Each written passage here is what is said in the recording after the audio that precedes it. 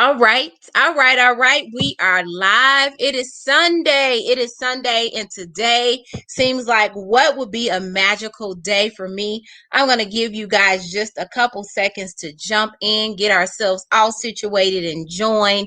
I am very excited about today's episodes for multiple reasons. We have an incredible topic we're going to be exploring tonight, and I am celebrating a few things as well. Happy Sunday, guys. You know what time it is. We are here every single Sunday. Same bad time, same bad channel, where we go live to explore amazing topics that help us to close the gaps in our lives. Listen, tonight we are going to be talking about leadership, right? How leadership attributes to your success and why learning your leadership style is an absolute must. This is a great topic to join in on tonight, and I promise you that you are in for an amazing treat. Tonight, I have a guest that I'm definitely privileged to have join us, where she's going to be sharing some incredible insights with you. Tonight is a great night. We're on episode 10. Time is definitely flying when you are having fun. Episode 10, and this is also going to be the season finale of our first season. I do pray that you guys gain tons of information, that you've enjoyed the podcast, and I promise you that season 2 is going to be even bigger and better. Today, I celebrate my 2-year anniversary of launching Empower with Sharonda and all that it has birthed out and been growing up to be. So let's go ahead. Let's jump right into the content to get you in front of this incredible leader. Listen, tonight we have Dr. Meta Hampton. She's leadership and culture specialist, right? Where we're talking all things leadership. She's absolutely compassionate about it. She's dedicated her life to the importance of teaching people to grow into their leadership, to foster in their leadership, to be great in who they are. The very first place that we start in our greatness, of course, is knowing who we are and being able to lead ourselves. And tonight, I promise you, you're in store for some great information. And here we are. Hey, Dr. Meta, thank you so much for joining us on tonight's show. I am definitely honored that you were able to join us on tonight, and we are Thank you. extremely excited to hear all that you have to say. Happy Sunday to you. Happy Sunday to you. Thank you for having me. Oh, you're very welcome. So listen, let us go ahead and jump right into this great information, because time definitely flies when you have fun, and we run out of time every week, right? So let's get started. I would love for you to share with us, who are you? Tell us a background. Tell us about yourself. Yes. So when you think leadership, right? It's not there's nothing sexy about it. It's not an attractive topic. As a matter of fact, most people run from leadership because all of the responsibilities that come with it. And when you are looking to create a business, or if you have a business, or you are wanting to be in a leadership role, oftentimes you can kind of like, get lost in the sauce. So for those of you who don't know me, I am Miata Hampton. I'm a wife, I'm a mother, I'm an entrepreneur, and I am a leadership executive. And what I do is I help mothers, entrepreneurs, and women who are currently in leadership or seeking to be in leadership. I help them brand their leadership, right? So that means helping you build successful teams and creating a culture from the beginning. Awesome, Dr. Miata. Yep, because I just renamed you. We definitely got to be able to laugh at ourselves. So tell me, you just started out with an amazing introduction, and you said something. Leadership isn't sexy. It isn't, and it isn't attractive. It isn't the subject that people run to. Right. So what brought you to leadership? The thing that brought me to leadership is that I know that I am a change agent. I know that I have the power to inspire, influence, and motivate people to go to the next level. So not only do I help with whatever organization I'm involved in. Not only do I help drive their mission and vision, I help drive the mission and the vision of the person as well. So that's what brought me to it, was offering person-centered leadership. Okay, awesome. And so were there some personal experiences that you maybe came across yourself where you felt like there was a need to, you know what, I need to go out there, I need to become a leadership expert, and I need to help people find their way? Absolutely. So I'm a nurse practitioner by trade. I have my doctorate in nursing practice, and oftentimes when I would find myself, sitting in meetings, these huge leadership meetings, I didn't see myself. I couldn't find myself. So my peers did not look like me. What got me into leadership was the ability to accept the challenges, whatever challenges came my way, not running from the challenges. If there was a problem or a situation that needed to be fixed, I would offer a solution. And that's what helped people recognize my leadership abilities. And those are the things that got me to the table. But when I got to the table, I realized that nobody at the table looked like me. And there's a Mm. need for people who look like me. That's real good. I think you're speaking to a lot of things when you talk about that. I know a young lady grew up with me. She's in nursing, and she talks about that all the time, about the lack of presence of the people that look like us. And that can be everywhere, right? It's not just in the medical industry. It's all over. It's Yeah. all over. So the people that you're helping, build leadership and understand it, are there certain people that you work with? Is there a specialty or niche that you have? So my niche is leadership branding and leadership culture. So your culture, your organization, your business, it's only as good as the team that you lead. And so part Mm. of that is knowing and understanding the people that you lead, knowing their leadership style as well as your leadership style, knowing their gifts and talents, and then helping them unwrap their gifts and talents, empowering and equipping them in order to drive the mission and vision of the organization, as well as whatever personal stuff they have going on as far as career development. Oftentimes, especially in nursing, I meet a lot of not just women, but I meet a lot of people who are in entry level positions, and they never really strive to go any further than where they are because no one ever told them that they could. And then the other part of it is that they look at the bad side of leadership or the not so good parts of leadership, and at that point they make up their minds that that's not anything that they want to be a part of. But if they have positivity, if they have impact, if they have influence over people, and they can help drive the mission and the vision, and they can help change the culture, then those are the people that you want to see elevated in your business and also in leadership. Okay. So you work with both business owners, entrepreneurs, as well as those still in corporate America. Correct. Okay. So tell me, and it may not be the same, right? But tell me, and that was actually some questions that I wrote down about the two, because I think that when one thinks leadership, they think, when you're in corporate America, Mm-hmm. your leadership may be a little bit different than when that leadership and why it's important in entrepreneurship. Do you believe that there's a difference between the two? I don't believe there's a difference between the two, and that's because most people become entrepreneurs not because they want to work all the hours. They have either walked away from a 9 to 5, they want ownership, they want to be in business for themselves, they want their time back, they want to be in control of their time. But part of being an entrepreneur, especially in the early phases, you basically swap out 40 hours for probably 140 hours a week, and that's the part of the early phases of entrepreneurship. But as you grow and as you scale up, you can't do it alone. No Mm. one gets to the top by themselves. So you need people, not just anybody, not just good people, but you need the right people on your team to help you level up and get to the next level where you want to be in your business.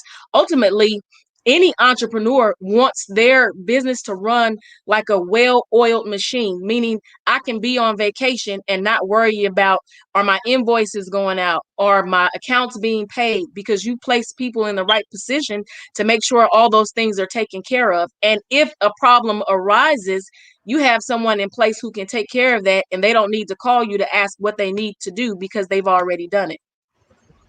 That's very good. That's very good.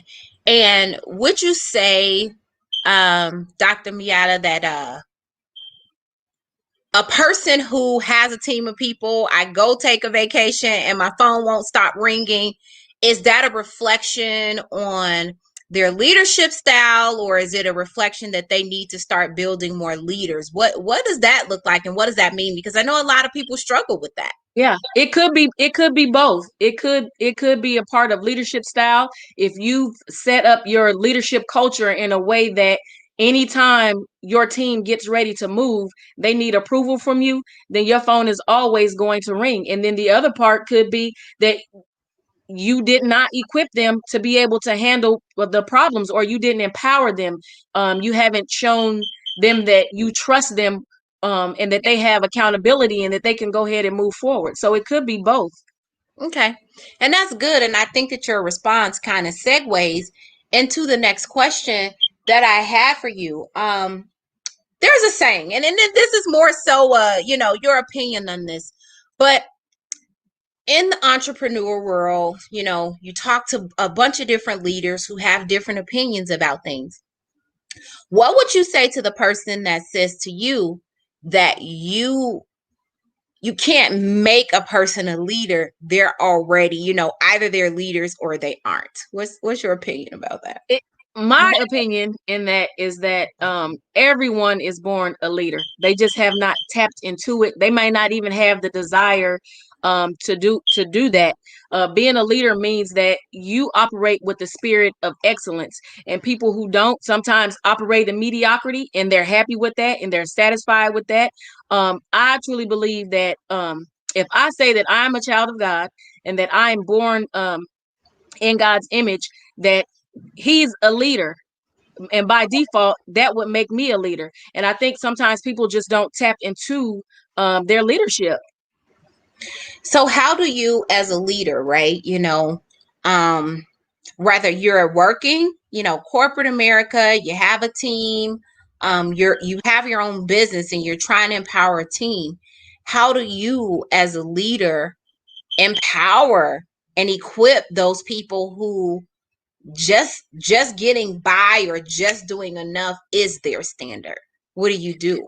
Ooh, that's a whole that's a whole culture in itself. Okay. And you will encounter that. You will have people who are on your team just trying to get by, just trying to do enough. At that point, you have to raise the standard on them, and a conversation needs to be had. And you have to have even in business, even when you're working in the corporate world, you have to have guidelines, you have to have standards, job description, who does what by when. Just skating by with doing enough is never a good thing. Um, and so, yeah, you have to have standards. You have to have accountability. They have to know that you're going to hold them accountable for whatever things that you've asked them to do that they don't do. And that goes back into what your leadership style is. And so someone who has what is called a laissez-faire leadership style, that is kind of like how they operate. So they don't give the team any instruction. They don't give the team any direction. They count on the team member to basically use whatever creative juices they have, whatever innovation or resources they have to get the job done. And then there is no follow up or follow through. And they usually don't find out that something did get done or something fell apart until it's too late. Okay. So that's just one leadership style. Can you share the others? Yeah. So there is a servant leader. The servant leader is what it would be considered a holistic leader. They are concerned with the mind, the body, and the spirit of the people on their team and the people that they lead. So this is someone who inspires other people. This is someone who believes in relationship building. This is someone who is empathetic, who is compassionate. And sometimes empathy and compassion it's a little scarce these days. But that is a servant leader. And then there's a transformational leader, which a transformational leader has a little bit of servant leader characteristics. So they also believe in building relationships. They believe in giving the team accountability. They believe in equipping, basically teaching the team what needs to be done and how they would like for things to transpire, and then empowering them, which means they give them the authority to go ahead and do those things, and then accountability. And they operate with the spirit of integrity. And then you have transactional leader. And a transactional leader is someone who basically believes in getting the job done based off of reward and punishment. So if you do a good job, I'll reward you. If you do a bad job, I will punish you. But they usually are not people who they don't teach people how to do things the way they want them to do it. They have a spirit of kind of like ownership. This is my team. You do things the way that I ask you to do. And then there's an authoritative leader. And an authoritative leader kind of acts the same way as it's a mix between a laissez-faire and a transactional leader. So an authoritative leader is another type of leader that believes ownership. Like you've heard the old saying, if you can't stand the heat, get out the kitchen. So they kind of have that kind of mentality. Do what I say. Don't ask questions, just do it. So those are the five types of leadership style. So those are good. And I was laughing. I think that I might be a combination of the first two, but I was laughing because I'm probably the servant leader. I'm the yeah. I'm like she's hitting this stuff on the head, Yeah. I lead with that first. And are there some, I guess to everything, there's pros and cons. Are there statistics or anything that show that maybe one leadership style performs better, in building business or in certain cultures than other leadership styles? Statistics would say that actually the servant leader and the transformational leader are the leaders that get the job done. It's because people want to stick around.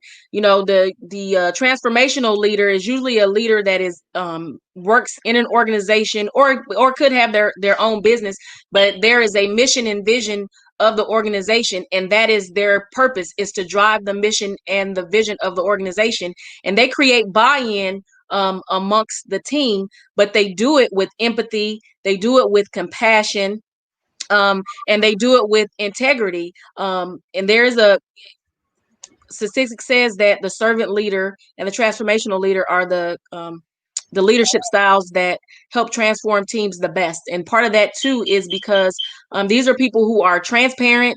They don't mind telling you the truth when the truth needs to be told, but they do it the right way. Um, kind of like calling you in secret and saying, hey, I've noticed that you've been struggling with X, Y, and Z. What can we do, or what can I do to help you? So those are the leadership styles that people gravitate to more, because at the end of the day, when people decide to quit, when they decide to leave companies and organizations, they don't leave organizations, they don't leave company, they quit people. That's good. That's real good. It's funny because you say that, and I've been thinking, this applies to one industry, but the reality is that it applies to everything. Everything. Yeah. It applies to everything. They don't leave. If you talk to me last year, I told you I have the best job in the world, and you talk to me this year, and I'm like, but part of that could be sometimes part of that is it's the people on your team. And sometimes you get so leaders, as leaders, we have to be careful with that, because you are basically anytime you step into a leadership and management position and role, you're basically getting paid to manage personalities. And some people may not be ready for that. Some people just want to come in, do whatever little reports they need to run, and and clock out, and that's it. And sometimes you just can't. Nope, that's not how it can be. Sometimes you have to manage these personalities. Sometimes you have people might break into your office, not literally break into, but I mean, just come into your office and they're anxious.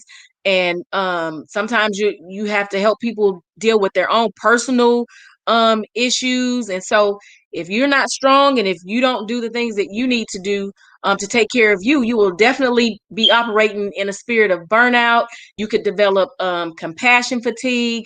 And in a leadership role, that is dangerous. And so part of that too is that when the leader, because the leader is servant leaders have to be careful with this, because servant leaders are always, always, always pouring out, always looking out for the team, trying to figure out how they can help the team, exalting people higher than they would exalt themselves. And sometimes that is not always reciprocated. People don't always give that back to you. And so if you are not careful, you'll find yourself operating with a spirit of burnout. That's good. That's good. So tonight is a special treat, obviously, because you're a special guest, but it's also a special treat because a lot of the individuals who's been on the show this season, they have all been entrepreneurs in what they do, right? And so tonight we have you where you can or you do provide this coaching for being your own business owner, but then you also provide this for being in the corporate world. And we want to be able to relate and give that information to people.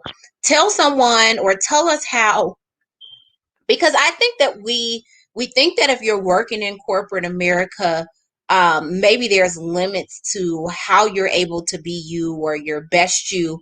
Tell us why tapping into our leadership and finding us is important, even in our corporate jobs, and how it makes a difference. I would say it is very important in tapping into who you are so that you can show up as your authentic self.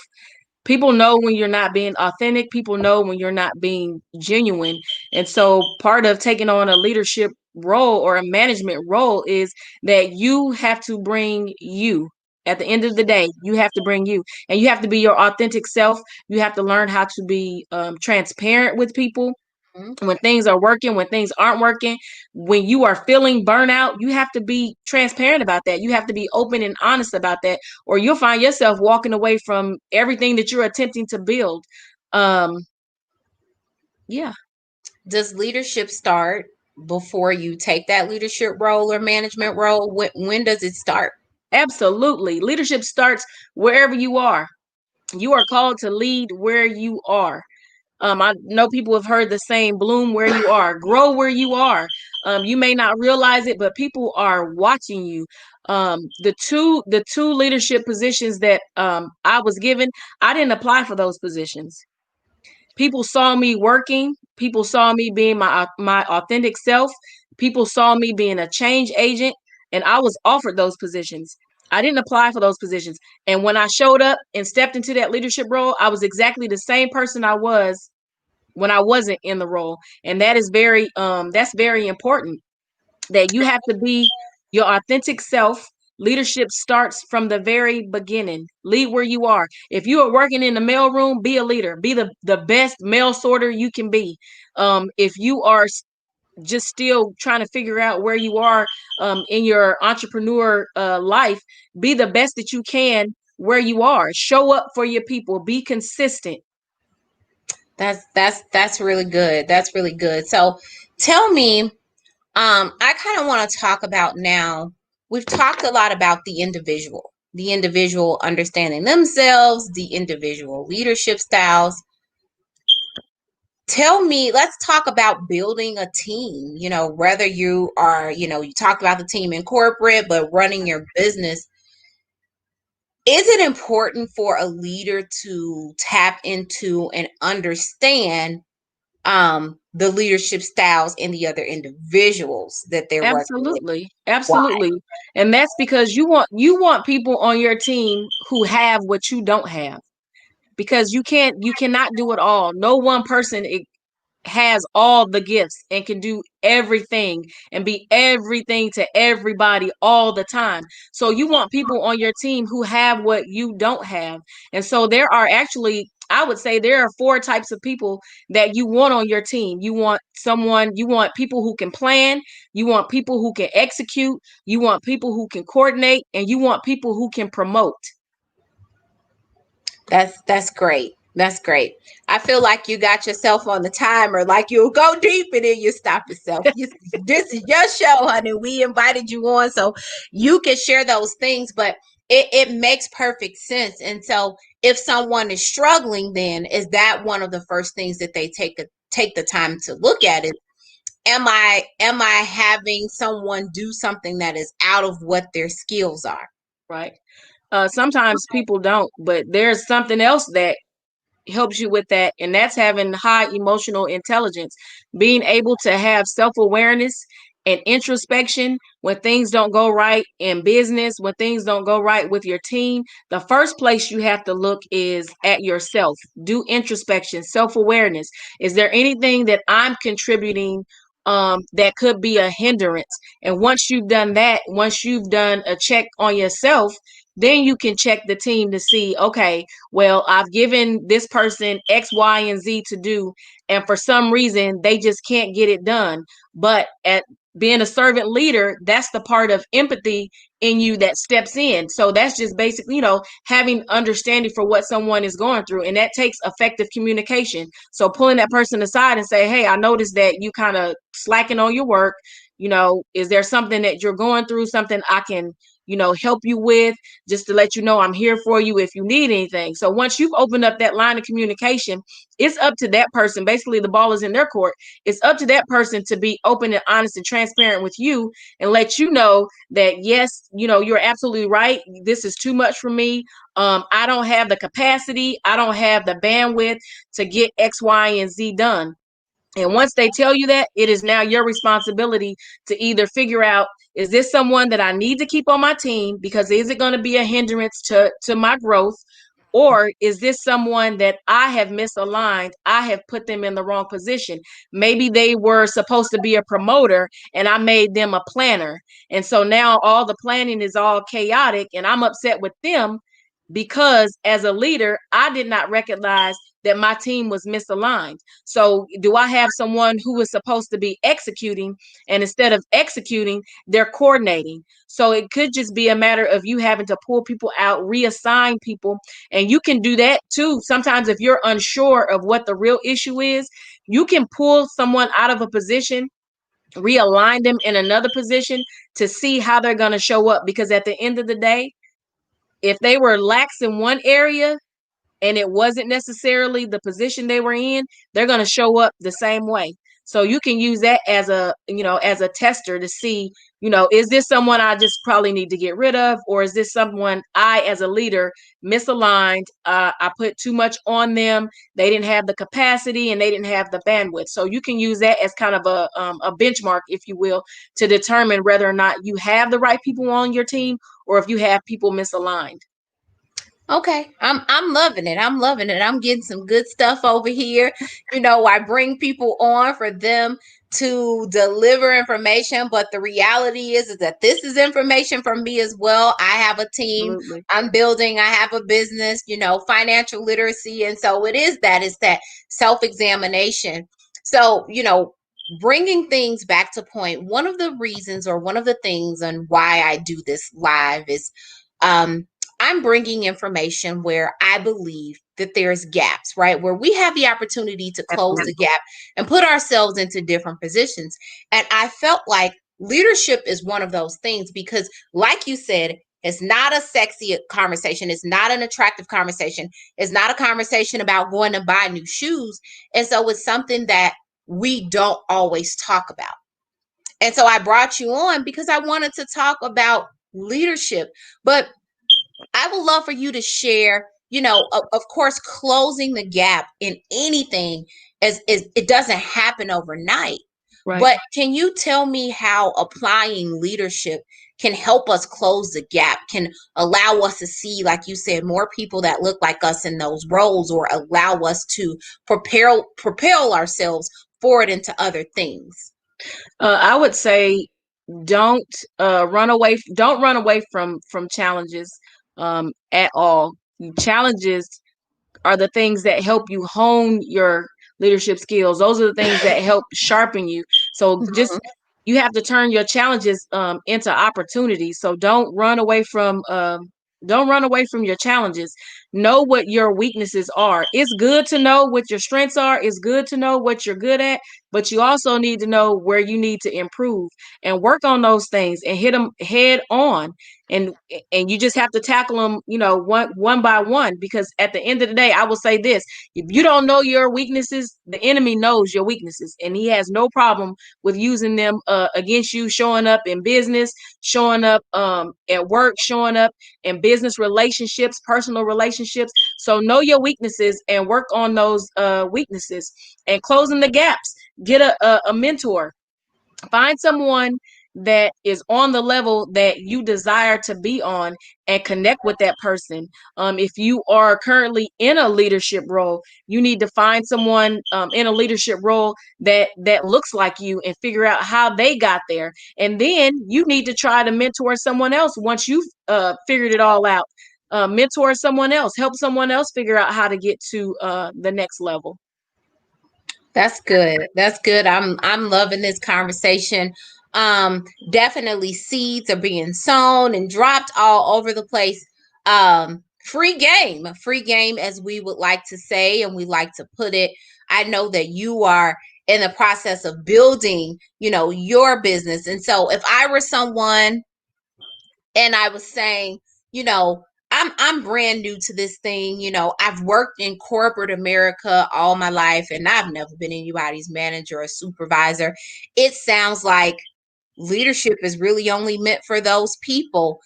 How do I start? How do I change that? What would be your advice to the person that says, how do I find the leader in me? I would say, I think I'm You're not frozen. We can see okay. you. I was like, I think I'm frozen. I would say definitely again that you need a mentor. There is plenty of information out there on leadership. I would say start with learn what your leadership style is first from the beginning. You don't want to make the mistake of not knowing what your leadership style is and trying to add people to your team when you don't have the bandwidth, you don't have the capacity to stretch. Um, you have to have thick skin being a leader. You have to be able to take negative feedback. You have to be able to take critique and not take it as critique or not take it as negativity. And then that's when your emotional intelligence come in and you're able to sit and do introspection and say, okay, well, let me check. Is what they're saying true about me? And if it is, how can I change those things? So anybody new to leadership or looking to be in a leadership role, regardless if it's business, your own personal business, or if you're at work and you're looking for a management position, I will also say look to see what the job description is. What is the job description? And if the position is vacated, try to figure out why the person that was in that position, why they vacated or why someone else vacated them. So look at those issues, and that'll help you better understand. Even if the position that you're looking for is suitable for you, it may not even be suitable for you. That is great. The look at the position, why was it vacated, or why did the person before you leave it? That right there was good stuff, right? Because sometimes we go into something head first and we don't ask the questions. We Yep. don't say why, Yep. right? And so we go into it and we probably went head first into something, um, picking up the same problems that the last person was Absolutely. like, Yeah. I'm done. I'm done. And that's knowing that's part of that is knowing the culture What is the culture of the organization? And if you're an entrepreneur, what kind of culture are you trying to create? And Mm-hmm. so there are, there's a culture that is producing. That is your culture that inspires people. The culture alone motivates people to want to do good. Like you don't have to, you know, reward people. You don't have to punish people to get people to do the right thing. When you have a producing culture, it's a culture that operates with integrity. You have people that do the right thing when no one is looking. They help you build relationships with other people. And then you have a culture that is accommodating, which is kind of like it's a mix between being an inspiring culture and a toxic culture. So it's like, sometimes we'll write people up, sometimes we'll, say this person needs to be checked for doing X, Y, and Z, and sometimes we won't. We just gonna brush it under the rug and hope that nobody else saw it, and then it might be a situation where you come back and you say, well, no, I'm going to put my foot down on this situation. That's an accommodating situation. And if you're not careful, an accommodating culture will turn into a toxic culture. And that's just a culture where everybody is, everyone on the team is negative. They refuse to change. They refuse to buy into whatever the mission and the vision or whatever the new direction is. They refuse to shift. They refuse to pivot. So you have to be careful with an accommodating culture. I'm loving that you made that shift to talk about culture, right? Because the two go together hand in hand, right? There's Absolutely. no leadership without exploring what your culture is. And so Absolutely. if you're building a business and you're struggling with growth, it's not just whether or not you have leaders, it's what culture are What you culture are you creating? building? That's right. What Where do you start though? Where do you I'm brand new to this. I'm just now opening a business. We got to talk for the people that's Yeah. out there like I'm just getting started. You're talking about culture. Like, how do I do that? How do I even know what that looks like? The first thing you do when you create a culture, you're trying to create a culture of consistency. So when you're an entrepreneur, you have this whole idea of what this business is, what you want the business to do, and so you're trying to get clients, you're trying to get customers, you trying to get people through your doors, right? You trying to get paid, you trying to get people to buy your programs. And so part of that is creating a culture that is consistent. So there's a difference between being consistent and being constant. And I think people get the two kind of mixed up. Do you think that um, some people think that being consistent is being constant, and there are two different things. So being consistent, even with your brand, being consistent with your culture, that just basically means that you are showing up as the same person every single time. So when you have people on your team, they not looking like, oh Lord, who's coming in today? Who we dealing with today? Is this Janet we got to deal with, or are we gonna deal with Maisha? Like, who we dealing with, right? So Come it's to work today. right. So it's being consistent, and constant just means a continual. Right, it just means you just doing something over and over again. So the first thing is you have to build a culture that is consistent. When you show up for your people, show up consistently. And when you show up, have something for them, have something that they can take away. Like you doing these podcasts, people come back because they like the information that you bring to them. And that's part of your consistency. So you're building a culture that is consistent. You said we starting at 7 p.m. and that's what time we gonna start, 7 p.m. And that is the culture. So there's no I'm gonna drag in here at 7:05 and see. No, if you drag in at 7:05, you're probably gonna get canceled. That's gonna create a whole nother issue with me and my people and the information that I'm trying to bring to them. So that probably means that, guess what, you're not gonna get booked again. So we're not gonna visit this again, right? So the first thing is to create a culture that is consistent. The second one is to create a culture that is empathetic, and to create a culture that is compassionate. So to create a culture that is empathetic just basically simply means that you may not necessarily agree with something that someone is doing, but you have some sort of understanding for what it is. And you can well, I can, while I can understand the situation, that's probably not the way that I would have done it, but I understand why you did what you did. But moving forward, here's how I need for things to be. So creating a culture that is empathetic, creating a culture that is compassionate. So having compassion for your people, that could, that could be your customers, that can be other people on your team, that can be people, that could be your clients. And then having effective communication. Effective communication is key. People just say, oh, you need to have communication. Well, yeah, you need to have communication, but you need to have effective Yes. communication. And effective communication means that you understand what I said, you understand what needs to happen, and then you can either verbalize to me that understanding, or you can demonstrate to me what needs to occur. So I would say creating a culture with at least bare minimum, starting it with those four things, that will help you create a culture that helps produce, and a culture that is inspiring. This is absolutely great nuggets. I told you we end up running out of time every time. It never fails. It's kind of like as we get going and the person is talking, by the time we get to this mark, it's like, wait a minute, it just got good. This is definitely some really, really, really, really good information. And I'm hoping that they're definitely commenting and going crazy in the comments. I hope the people are taking from it, because you said something that was deep. There's a difference between consistent and constant, right?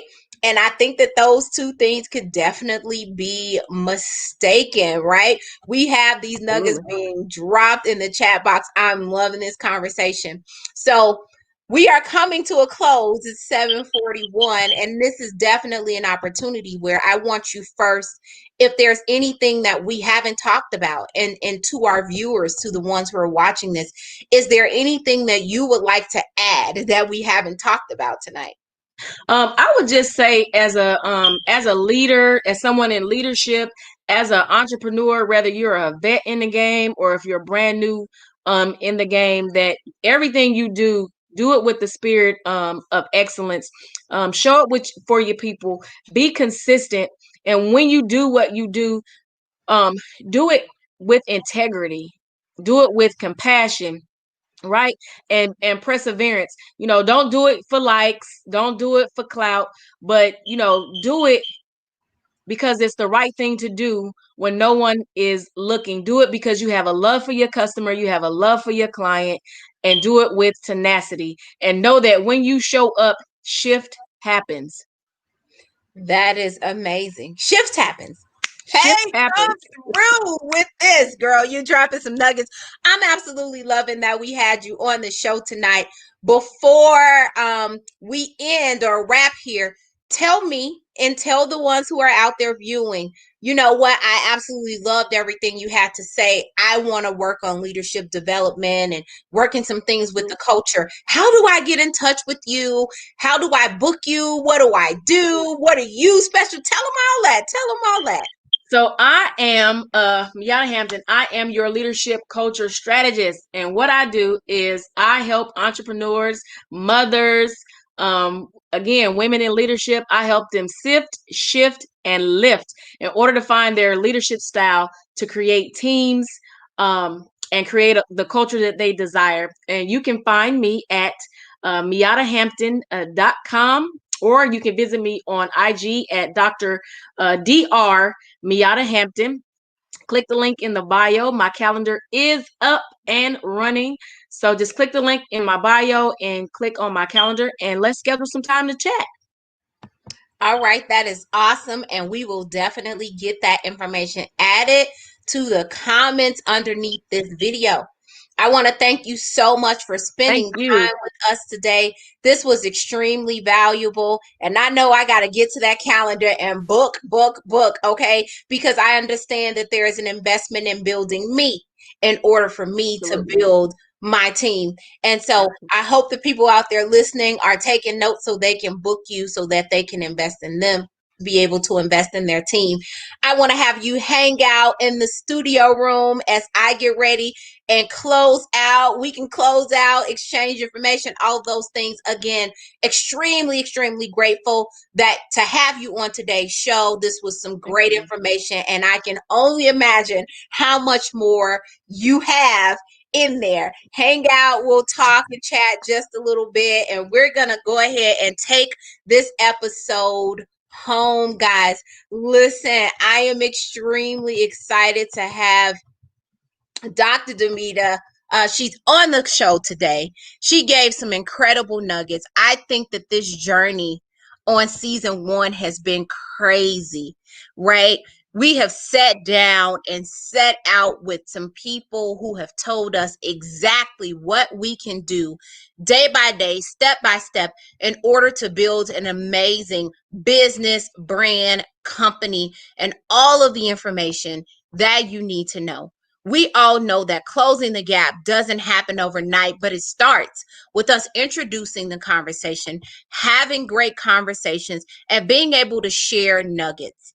There's so many places for us to go out there now and get information so that we can be better and we can be empowered. You found me here every single Sunday at 7 p.m. giving you the information that you need to be empowered in your life, in your finances, in your budgeting, in understanding ownership, and that list goes on of what we've brought to you. I am extremely elated to be here tonight because I just did, no longer putting aside what needed to be done. And here we are at episode 10.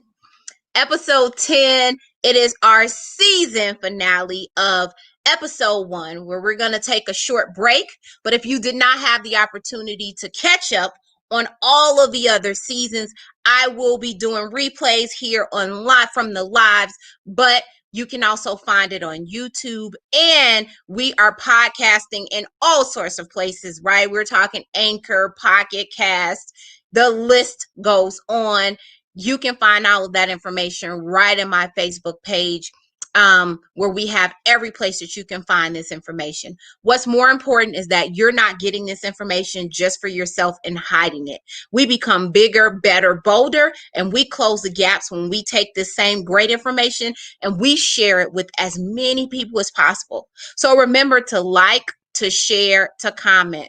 Share, share, share, share, because we can all go build wealth together. Your wealth starts with the mindset. That mindset then creates growth into your pocket, right? What does wealth look like to you? Let's go out there and do it together. Extremely excited of episode 10. Also, my 2-year anniversary of the birth of Empowered with Sharonda. Thank you guys so much for being here. You know the story. You can find me everywhere. You're here on Facebook, so you already are on this page. If you're watching tonight, you're not my friend, do go ahead and friend request me. I can be found on Instagram at empowered_with_Sharonda. And then, of course, all of this can be found on YouTube, as well as other amazing videos that have been recorded just to help you build your bottom line. You can find me on YouTube at Empowered with Sharonda. Guys, go subscribe, subscribe, subscribe. Let's all be great together by supporting and building with one another. Again, I'm grateful to have each and every one of you here. God bless. We are going on a break, but make sure you catch the replays. I will see you in season 2, where I'm going to tell you, buckle up your seat belt, because we going to have some special guests and some amazing topics just for you. This only continues to get bigger and better just for you. You guys have an amazing night, and see you soon.